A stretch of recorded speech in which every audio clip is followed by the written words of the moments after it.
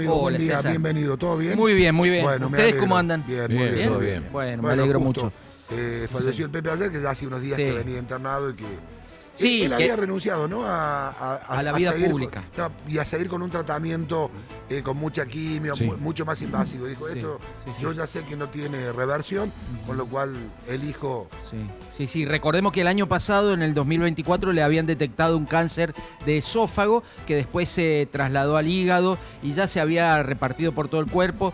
Hace unos meses él, como decís vos, había dicho, sáquenme del hospital, quiero volverme a mi chacra y bueno, en definitiva morir así. También había pedido, déjenme de joder, no me pidan más entrevistas, ¿no? Ya di todo lo que podía dar, déjenlo al guerrero descansar. Había sido sus palabras, se había retirado de la vida política. Este domingo no fue a votar, hubo elecciones municipales, ganó el Frente Amplio, llamó la atención que no fuera a votar y Yamandu Orsi, el presidente, dijo, che, está muy mal, está complicado, le están dando cuidados paliativos, medio como que ayudándolo a morir mejor. Ese fue el mensaje. 89 años, ex guerrillero Tupamaro, fue presidente entre el 2010 y el 2015. El velorio va a ser desde hoy a la mañana hasta mañana al mediodía y va a haber un cortejo fúnebre que va a atravesar todo Montevideo por los hitos, los lugares a donde el Pepe desarrolló su militancia, el Frente Amplio, el Movimiento Popular de Participación Popular, Tupamaro, ¿no? Y después va a terminar en el Congreso. En los años 60 César empezó a militar en el Movimiento de Liberación Nacional Tupamaros, la guerrilla uruguaya, ¿no? Participó en el 69 de la toma de Pando, que fue una acción muy renombrada en todo el continente, porque tomaron una ciudad muy cercana a Montevideo. Ahí participó un uruguayo cordobés, el gallego Hermida, que también murió hace poco. Era también el simulacro de un cortejo fúnebre. El gallego Hermida era el cura y el Pepe iba dentro de los deudos del supuesto muerto. Dentro del cajón había armas, estaban los fierros. Tomaron la comisaría, después asaltaron los bancos y en media hora hicieron todo lo que tenían que hacer y se fueron. También con un tiroteo en el medio, murieron 3 tupamaros en ese hecho. En el 71 se fugó, ya entró y salió de la cárcel varias veces. En el 71 protagonizó la famosa fuga de Punta Carretas. Se fugaron 111 presos, 106 guerrilleros y, bueno, 5 presos comunes. Fue increíble eso. Hay libros escritos, hay películas. Estuvo, como decías vos recién en el Minuto Caníbal, preso de la dictadura del 73 al 85. 12 años. Durante esos 12 años, 9 años estuvo rehén. Hubo 9 presos tupamaros, entre ellos Raúl Sendic, el fundador de Tupamaros, pero también Mauricio Rosenkopf, el ñato Fernández Huidobro y varios más, entre ellos el Pepe, que estuvieron rehenes, iban pasando de cárcel en cárcel, estuvieron en un pozo varios años.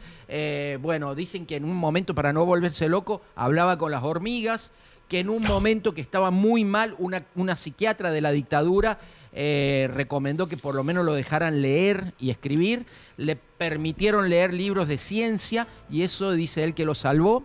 Y escribir le estructuró la cabeza para no volverse loco. Recordemos que la dictadura uruguaya fue, a diferencia de la argentina, de la chilena, fue encabezada por civiles de los dos partidos tradicionales. El que da el golpe es Bordaberry, del Partido Colorado, y después lo sigue Aparicio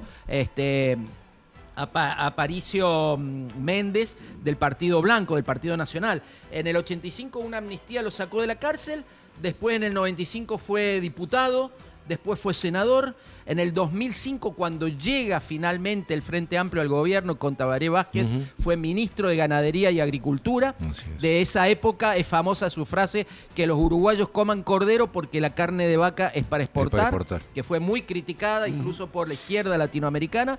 En el 2010 fue presidente hasta el 2015. Sus mayores logros fue la liberación de la marihuana para la producción y el consumo, que fue muy buena, lo hemos hablado 1000 veces en este programa, César. La verdadera forma de luchar contra el narcotráfico es esa, que encabezó Mujica como presidente, el aborto y el matrimonio igualitario. Esos fueron los hitos, ¿no? En política económica no se puede destacar demasiado. Siguió el secreto bancario, que hace del Uruguay una guarida fiscal, digamos. Lo primero que hizo en el 2015 fue llamar en el 2010, cuando llegó a la presidencia, fue llamar a los argentinos a que llevaran la plata al Uruguay, también muy criticado en ese momento.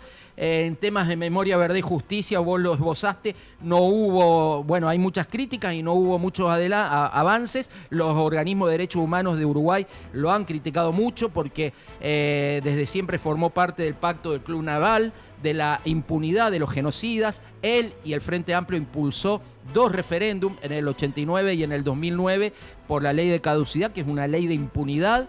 Se abrazó con los genocidas, lo llevó como jefe del ejército a Manini Ríos, que es el actual jefe del partido Cabildo de la extrema derecha uruguaya, un negacionista absoluto. El año pasado, cuando el Frente Amplio ganó las elecciones, lo recibió en su chacra para negociar apoyos en el Congreso al gobierno del Frente Amplio. Y bueno, con respecto a la Argentina, una larga lista de encuentros y desencuentros, ¿no? Recuerdo cuando en el 2013 dijo de la entonces presidenta Cristina Fernández de Kirchner: esta vieja es peor que el tuerto.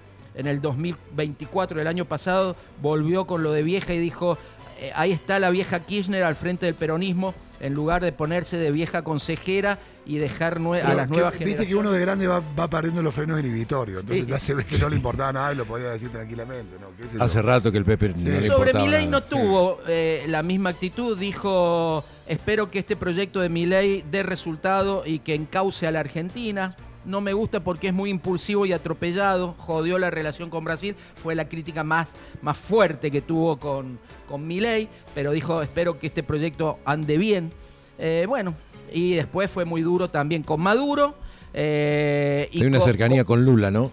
Con una Lula gran sí, cercanía. Pero fue muy duro con Fidel, con el régimen cubano, con el gobierno cubano, con Evo Morales. Dijo: hay un momento para llegar, un momento para irse, porque él va a ser ahora candidato en agosto en Bolivia. Bueno, sí, son, digamos, todo, cada uno distinta. Puede tener. Por supuesto que cada uno tiene su interpretación y abrazará lo que más le gusta y criticará lo que no. A mí me parece injusto pegarle Exactamente. Pegarle ahora por cosas que supuestamente podría haber hecho mejor o peor. Me parece que el recorrido de Mujica y el lugar se ubica es del lado de los buenos. Digo, fue parte de aquella generación dorada de la patria grande. Sí, ¿no es cierto? Donde muchos líderes latinoamericanos tuvieron una visión en común, algunos más, otros menos. Algunos la pudieron llevar adelante en sus países, otros no, y también tiene que ver con el contexto de cada país, ¿no? Exactamente. Analizar eso es clave. Por eso yo no hago ellos, como si fuera, opinión. Yo digo, cuento lo que como hizo si fuera parte de la Argentina. Y lo que dijo. La verdad que no. Yo recordaba, mira, ahí tenemos para escuchar. Fue reconocido honoris causa por la Universidad Nacional de Córdoba. Vamos a poner algunas imágenes de eso en un rato. Pero antes, fíjate que en 2010... Pero no, eso después. Primero quiero poner el audio de la nota. Nosotros tuvimos la suerte de charlar con él y con su compañera, con Lucía. Pero en 2019, creo que fue un 17 de octubre de 2019, tuvimos la posibilidad de charlar con el Pepe un rato y dejó algunas cosas interesantes. Empezaba así, mira, escúchalo. Tenemos la posibilidad, un gustazo para nosotros, de poder charlar con el ex presidente del Uruguay, con Pepe Mujica. Pepe, un placer, un honor saludarlo desde Córdoba, Argentina. Bueno, gracias. Recibido el saludo. Bien. Y el saludo a mucha gente amiga que tengo en esa ciudad. Bueno, claro, acá nosotros somos la radio de la universidad, que lo ha honrado usted con el honoris causa, así que tenemos un buen recuerdo de su visita para recibir el premio. ¿Cuál es su opinión sobre los nuevos movimientos de mujeres que han marcado la agenda, han cambiado la agenda de algunos gobiernos? Creo que en la base de la cuestión hay una causa justa, es la equiparación en materia de derechos reales,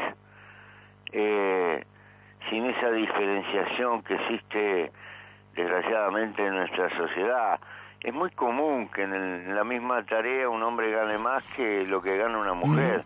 Hay como una reticencia a reconocer la capacidad de la mujer en muchas cuestiones de dirección.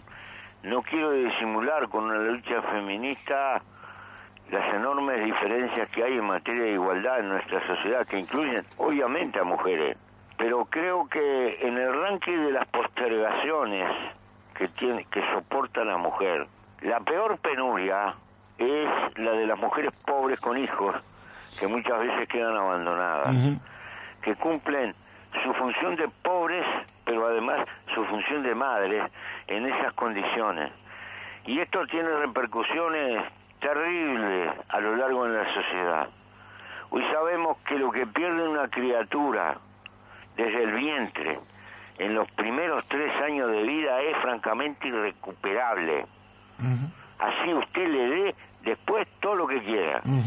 Ahí hay un feminismo por el mucho que hay que luchar, porque es una bruta batalla por la igualdad. Un práctico era el tipo, ¿no? Un práctico. Tenía pensamientos realmente muy prácticos. Hablaba del feminismo y decía, pero hay que ocuparse de las mujeres que están solas criando un montón de chicos en medio de la pobreza, ¿no? Un práctico era el Pepe Mujica. Sí, eso dijo también cuando le preguntaron por el matrimonio igualitario y por el aborto. Dijo, nosotros nos basamos en nuestro gobierno con la evidencia. Eso existe desde el principio de los tiempos. Y esa fue su respuesta. Entonces, y decía, es mejor luchar contra el flagelo de la droga sabiendo quiénes son, quitándole el negocio al narcotráfico y atendiendo a las víctimas. Sí. Y recuerdo sobre ese punto específicamente, dijo, y además quitándole todo la comisión de delitos que hay alrededor del narcotráfico, de delitos menores, ¿no? Que cometen muchas personas que están involucrados en esa cadena del narcotráfico. Y la verdad que fue acertado y fue pionero Uruguay en eso, ¿no? Sí, por supuesto. Bueno, otro tramo de esa entrevista tan linda que le hicimos al Pepe en el año 2019, habla de la integración del Mercosur y de cosas que fracasaron en relación a eso. Tiempo pasa y trae sus mudanzas. En realidad, nuestro integracionismo tuvo algunos gestos que son importantes, pero tuvo barreras. Pudimos y debimos haber hecho mucho más, pero nos quedamos porque cada cual tenía una agenda interna y la preocupación de los problemas de su espacio fueron enormemente gravitantes. En realidad espero que en el mundo por venir existan cambios y aprendamos la lección. Pudimos haber hecho más y nos quedamos en gestos y en fotos, en demasía y no en concretar. En cada espacio hay una lucha interna por el destino del país y eso se terminó en los hechos imponiendo como agenda. Y la agenda de la integración y de la mirada lejos no es muy redituable en el corto plazo, pero al final aquella vieja afirmación de que el año 2000, el siglo que viene, nos encontrará unidos o vencidos, es para repensarla. Es un mensaje, porque el mundo tiende a crear grandes seres de unidades que nos permitan, y los latinoamericanos estamos fuera de concurso, atomizados en un montón de repúblicas. No es que niegue el papel de la república, lo que niego es que no tenemos una presencia internacional de conjunto, y eso nos debilita enormemente en un mundo con enormes presiones hoy. Bueno, ahí estaba otro tramo de esa entrevista que hacía el hablando del Mercosur. Integracionista, muy artiguista, digamos, sí, muy importante. Bueno, y fue distinguido también con el honoris causa en la Universidad Nacional de Córdoba. Hay que destacarlo, también se la dio en su momento a Evo. Y me parece, bueno, pues fíjate que en la ciudad universitaria dieron su último discurso Chávez y Fidel, ¿no? Claro. Ujú, En el 2006. En el 2006, un hecho histórico. El peso de la universidad. Recuerdo una vez que lo entrevisté, la única vez que pude charlar con Evo Morales, la primera referencia que me dijo, sí, yo cuando era chico y era adolescente, los que estaban bien y tenían alguna posibilidad más, era irse a Córdoba a estudiar a la Universidad Nacional de Córdoba. Es decir, yo no pude, ¿no?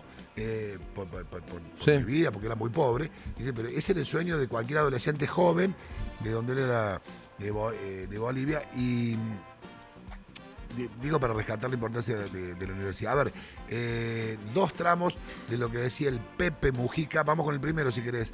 Ese día, porque por supuesto, después que le dan la distinción, subió al escenario y habló y dijo esto. Compras con plata. Compras con el tiempo de tu vida que gastaste para tener esa plata. Y si tuviste suerte de tener un trabajo motivador, feliz de ti. Pero la sociedad está llena de trabajos que no son motivadores. Alguien tiene que enterrar los muertos. Alguien tiene que cuidar los presos. Alguien tiene que lavar la mugre, y así sucesivamente. Entonces, la vida, si tenemos necesidades materiales, queridos jóvenes universitarios, hay que trabajar, y el que no trabaja está viviendo a costilla de alguno que trabaja.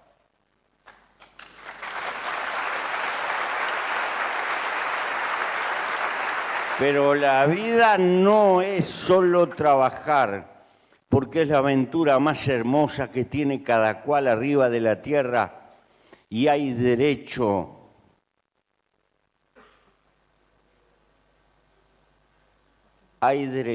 a usar un margen importante de la vida en el ejercicio concreto de nuestra libertad posible.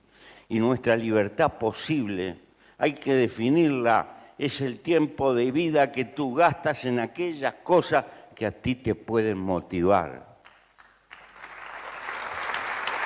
Y es también intransferible. Bueno, ahí estaba una parte, pero me gustaba poner la parte que él dice, yo soy doctor en calabozo. ¿No? Porque es el doctor honoris causa, y yo en realidad soy doctor en calabozo. Da la cabeza. Yo no puedo, no soy doctor de nada.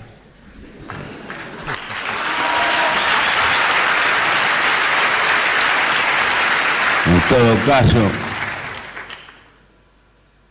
primero, no hay de más que nadie aquella consigna de Felipe Varela. Segundo, el único doctorado que puedo hacer es de calabozo. Debo haber conocido más de 70 calabozos en mi país. Tercero, voy andando, muchacho, con esas salvedades. Permítame agradecerle a Córdoba, a su universidad, una especie de reliquia. Cuando la formación universitaria en base a lucha empezó a dejar lentamente de ser el privilegio de las élites. Larga marcha, largo proceso que tuvo que ver mucho con las luchas de la reforma universitaria. En el fondo había una honda expresión emergente de clases sociales que aparecían en el escenario de nuestra América. Y cundió su mensaje por todas partes. Marcó una época que dio su fruto y marcó también algunas deudas que llegan hasta hoy, que son Bueno, hasta ahí parte de lo que decía Pepe Mujica el día que recibió el honoris causa en mayo del año 2019. Tuve el gusto de estar ahí, primera fila, escuchándolo al Pepe. César, con respecto a esto de los calabozos... Sí, lo que dijo, pero digo, mencionó la reforma universitaria. Para entender, ya no hablar del Pepe ahí, sino del peso de la Universidad Nacional de Córdoba. O sea, te lo dije, lo hizo Evos, lo hizo Fidel Castro, lo hizo Chávez, lo hizo también el Pepe Mujica, que se referenció justamente en la reforma universitaria. Sí. La reforma universitaria habla de Felipe Varela, habla de Perón, sin nombrarlo, con esto del año 2000 nos encontrará unidos o dominados. Y con respecto a los calabozos, esto que decíamos antes de que recorrieron ellos 9, muchos calabozos de todo Uruguay, hay un momento de aislamiento donde él está en un calabozo 2x2, Mauricio Rosenkopf al lado, ¿viste? Un grandísimo poeta además, y el ñato Fernández Huidobro. Habían inventado un sistema Morse, con los nudillos se golpeaban la pared y se comunicaban, se contaban historias, se contaban la infancia, las novias que tuvieron, las novias que no tuvieron, etcétera, etcétera. Y en un momento Mauricio Rosenkopf era el cumpleaños del ñato y dice, no sé, no va a venir nadie a verme, estoy triste. Y el Pepe también dice, yo también estoy muy mal.